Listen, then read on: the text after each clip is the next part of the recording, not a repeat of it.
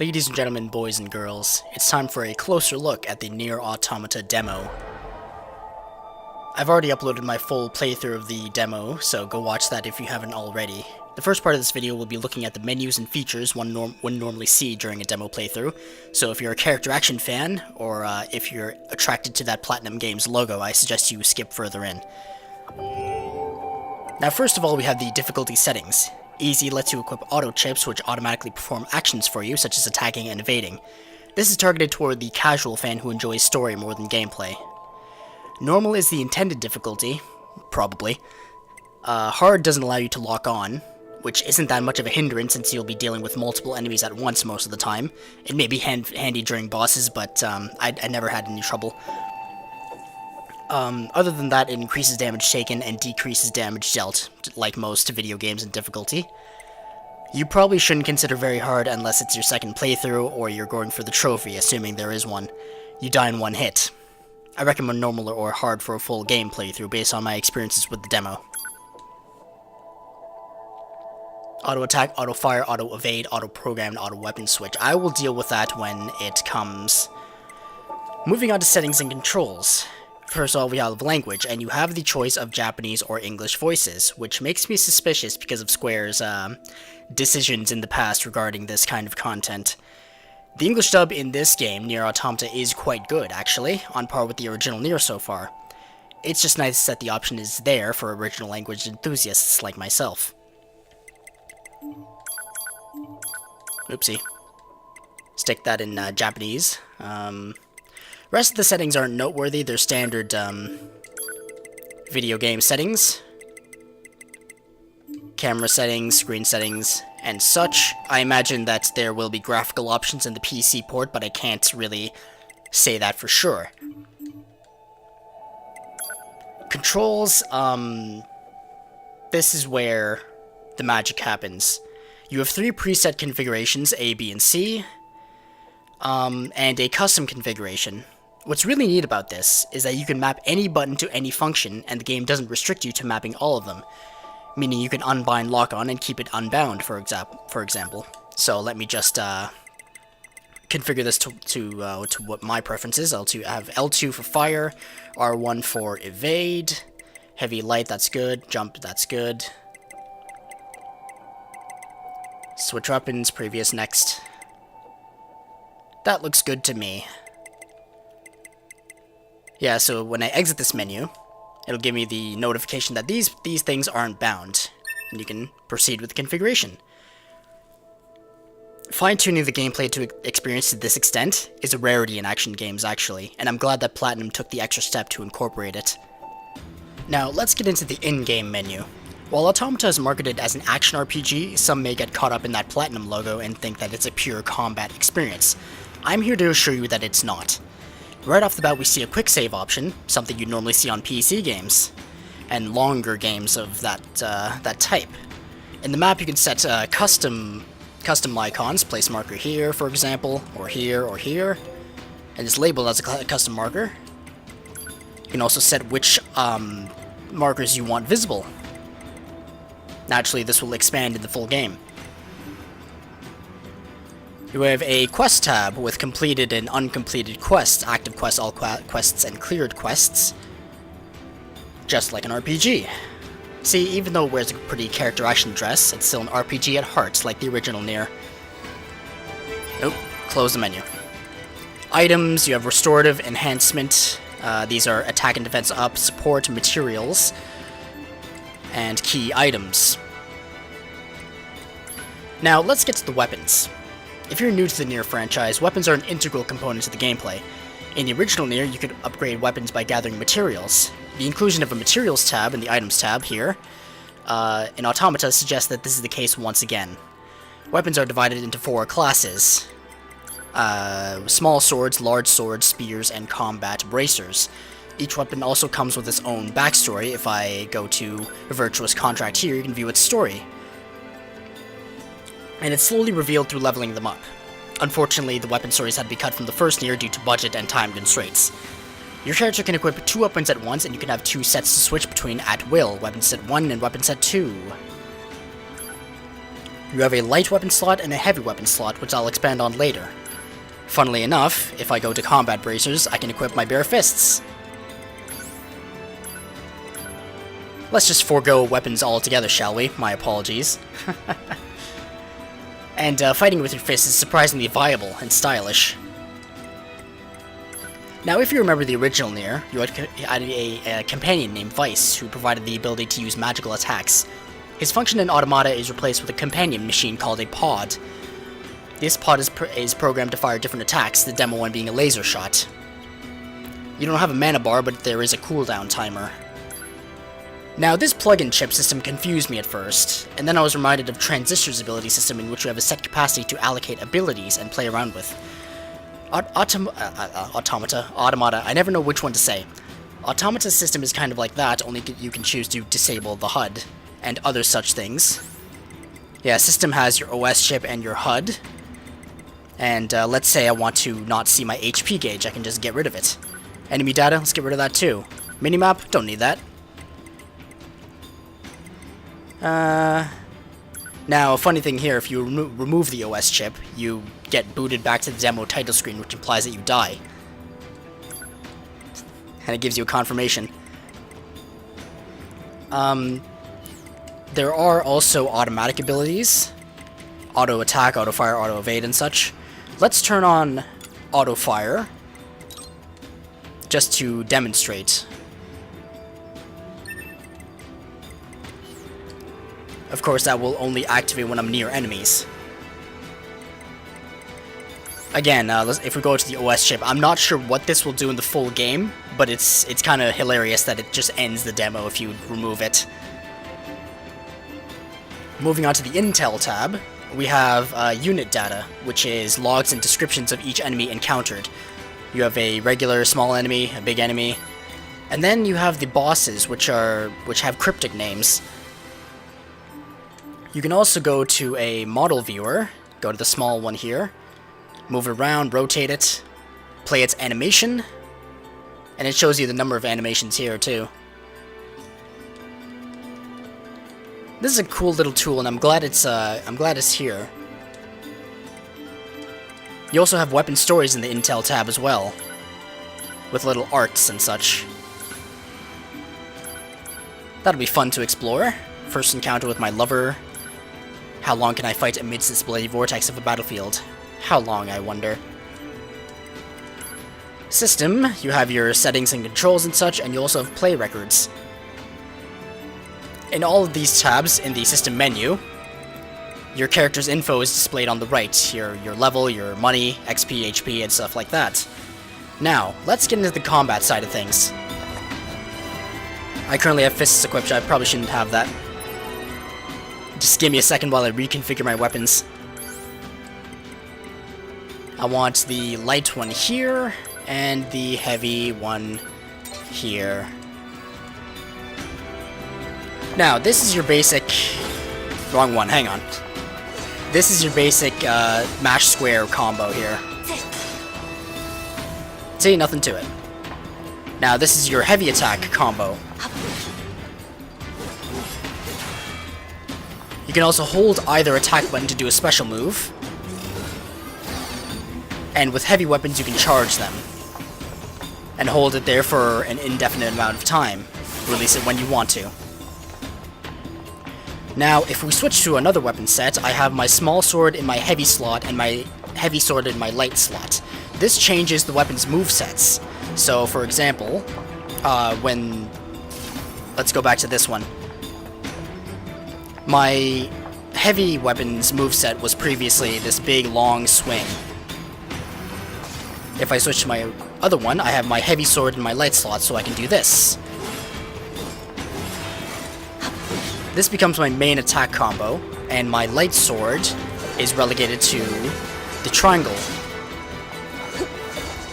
You can combine these combos as per character action games. Now let's take a look at bare fists, shall we?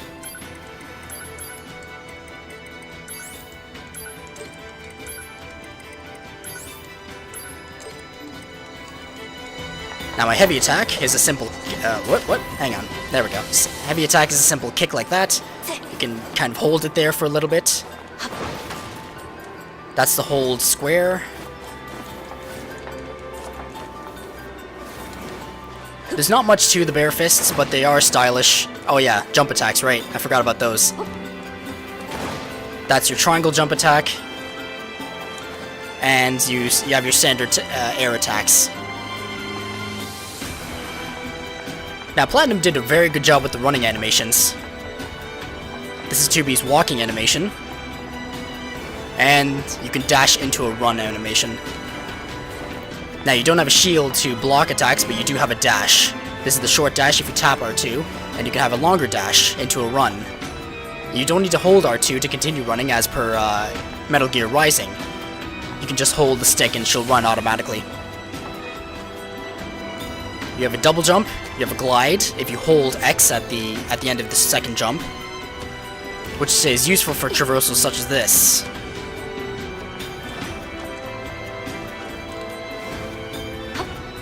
Movement feels very, very fluid, and I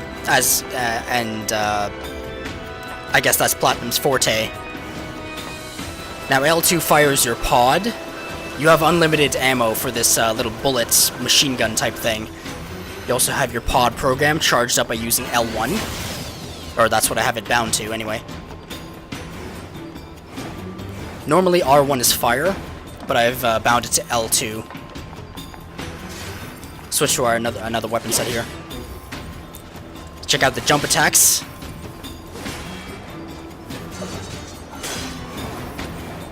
Now note that if you're in the middle of an animation, you can dash out of it and cancel it.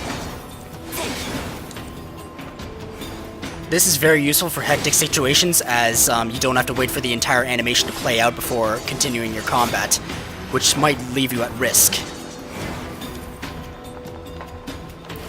You can cancel animations either by dashing or jumping.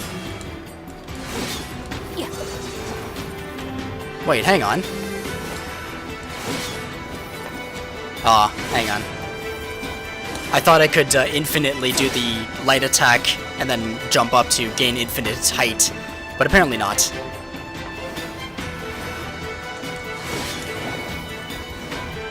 Now, let's get into combat and see how this combat plays out in action. Oh, another funny little thing. If you swipe the touchpad, or do a little motion on the touchpad, she pats the robot. It's cute. And I'm sure you've all seen the... when she kicks away the camera when you try to peek at her underwear. That's a popular one, I imagine. See, I have the auto-fire chip on, so my pod will automatically target enemies and fire at them. I can configure this at any time with my plug-in chips. And you have multiple sets for different situations. Let's turn off auto-fire and... wait, hang on. Remove. Let's turn on auto-evade and see how that works. Let's see if I get hit at all.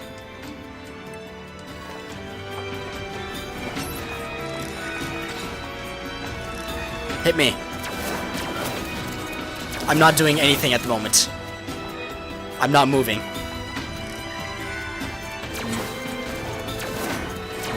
Now, I think playing on easy mode automatically locks on to enemies. Unless that's a chip, because I didn't lock on to anybody in the previous segment.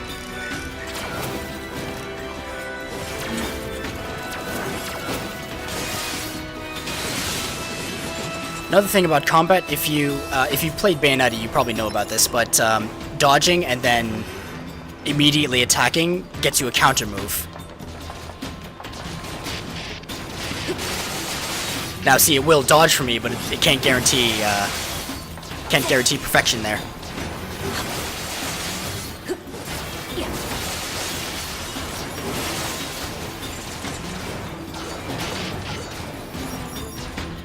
I think the auto chips are messing with me.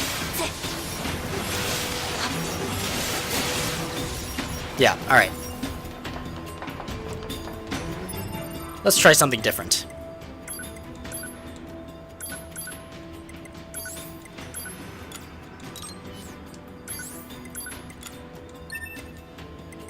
This is actually, like, messing with me.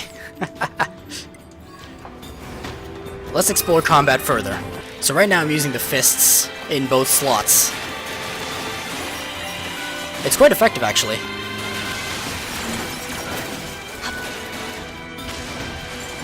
Yeah, countering after a dodge just gives you that that nice thrust there.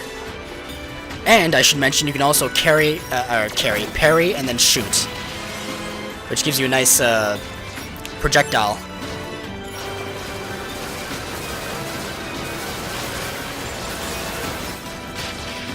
Now, ideally, you should just shoot these guys because they're airborne and you're not exactly effective in the air. But I like to be stylish. It's also important to note that this ground slam with the fists, it leaves you quite vulnerable, which means that you might have to jump cancel. Now, I'm no character action enthusiast. I don't know my way around them. But I do know a few terms here and there. I do enjoy them. I'm mostly in this game for NieR, but there's always that platinum goodness to... I'm not good at this. It's also important to note that you can't have the same weapon in both slots. If you try to do that, it'll just swap the weapon slots. So right now I have Virtuous Contract in my heavy and light fists.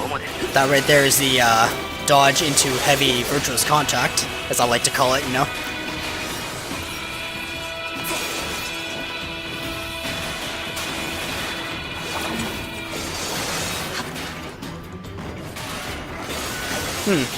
You can only attack twice in the air with your fists. Not optimal for combat, but it's there if you want it. As you can probably tell, combat is insanely fluid. It feels very, very good. Just trying out some new combos here. Got a nice jab with the contract.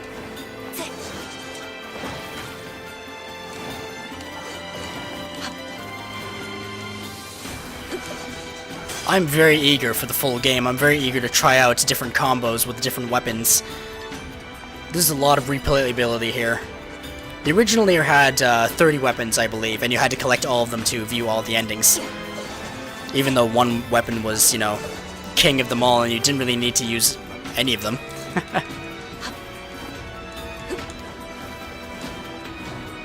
Note that you can cancel out of attacks at any time, basically. Even during that long jab. This is a very, very useful function. Thank you, Platinum.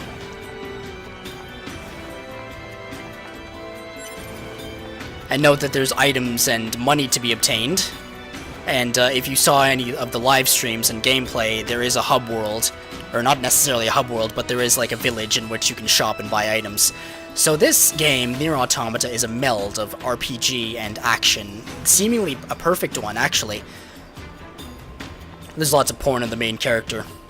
To be, you know, as expected. But yeah, if you're, I think I'm done for now. You can see the boss in my full playthrough video. Be sure to watch that and this. What am I saying? I'm not good at this, okay? I have a script. I'm good at following a script. I'm not good at doing stuff on the fly as well. I didn't write a script for the combat bits because I didn't think I needed one.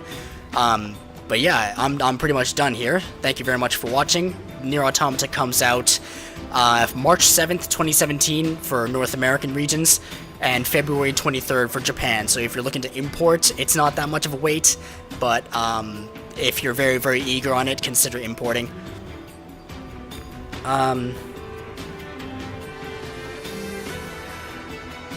If this game is anything like the first NieR in its storytelling, I'm gonna love it to death. Couple that with the amazing combat, this is gonna be shaped. Look at her idle animation. Look at that. She's crossing her arms. She's waiting for something. See, even watching these idle animations just screams quality. Let's give the pod a good pat. Good job, pod. And with that, I think I'll end it. Thank you very much for watching. I'll see you next time. Toodaloo.